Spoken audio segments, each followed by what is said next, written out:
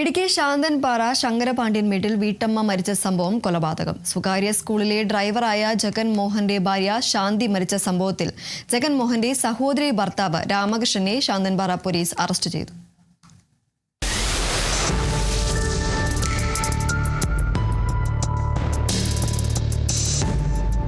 ജഗൻമോഹൻ ഇല്ലാതിരുന്ന സമയത്ത് രാമകൃഷ്ണൻ ഇവരുടെ വീട്ടിലെത്തിയിരുന്നു. ആണി വാങ്ങാനാണ് രാമകൃഷ്ണൻ ഇവരുടെ വീട്ടിലെത്തിയത്. ശാന്തി ജഗൻമോഹനെ ഫോണിൽ വിളിച്ച് ഇക്കാര്യം പറഞ്ഞു. താൻ തിരികെ വന്നതിനു ശേഷം ആണി കൊടുക്കാമെന്ന് ജഗൻമോഹൻ അറിയിച്ചു. ജഗൻമോഹൻ തിരിച്ചെത്തിയപ്പോൾ നിലത്ത് വീണ് കിടക്കുന്ന ശാന്തിയെ കണ്ടു. ശാന്തി തനിക്ക് ചായ തന്നതിനു ശേഷം കുഴഞ്ഞു വീണതാണെന്ന് രാമകൃഷ്ണൻ ജഗൻമോഹനോട് പറഞ്ഞു. തുടർന്ന് ഇരുവരും ചേർന്ന് പൂപ്പാറയിലെ സ്വകാര്യ ആശുപത്രിയിൽ എത്തിച്ചു. പരിശോധനയിൽ ശാന്തി മരിച്ചതായി കണ്ടെത്തി. തുടർന്ന് പോലീസിനെ വിവരമറിയിച്ചു.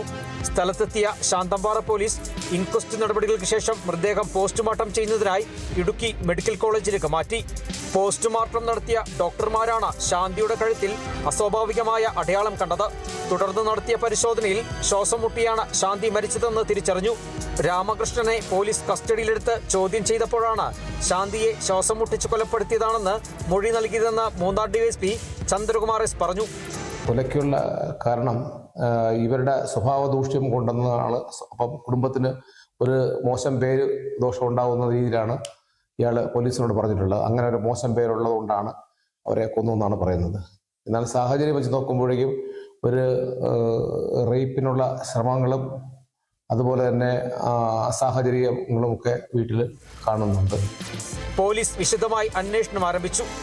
Kerala vision news, Idukki.